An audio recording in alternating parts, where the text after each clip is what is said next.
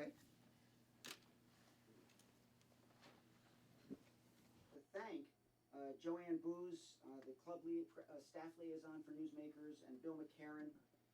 I had no television, no newspapers, no books.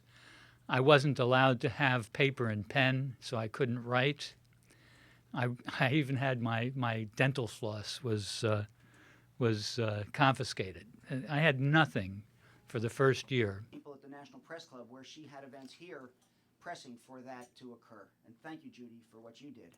It was really horrible. I developed some vitamin deficiencies that affected my joints, affected my teeth. I had broken 5 teeth. In the last year and a half of my arbitrary detention, my 2 cellmates and I lost a total of 9 teeth. So it wasn't only me, it was my Cuban cellmates as well. Committee, who has been so supportive. Jamie, if you'd raise your hand, in making sure that this event occurred. So, if the U.S. wants the government of Cuba to get out of the way of the island's emerging private sector, then the U.S. government also needs to get out of the way. Congress needs to grow a pair, cry me a river, build me a bridge, and get over the failure of the embargo by lifting it. okay, question. So your objective was to connect the Cuban people on the internet, and the president is making this trip, obviously.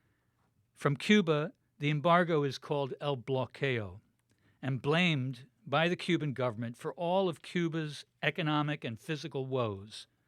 It's caca del toro, it's baloney. Cuba trades with more than 80 countries around the world, and the U.S. is among Cuba's top 5 trading partners. El Bloqueo, the embargo, is caca del toro. No, the real problem is productivity. How productive can a workforce be when the national monthly average income on a per capita basis is $18.20?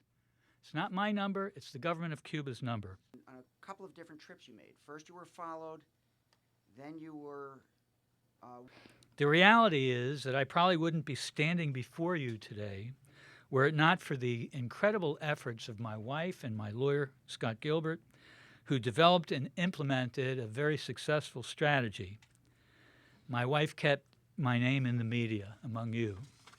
The back, and I was wondering if you could expand upon that a little bit, and maybe if you have any suggestions for how the Cuban government could improve upon that situation.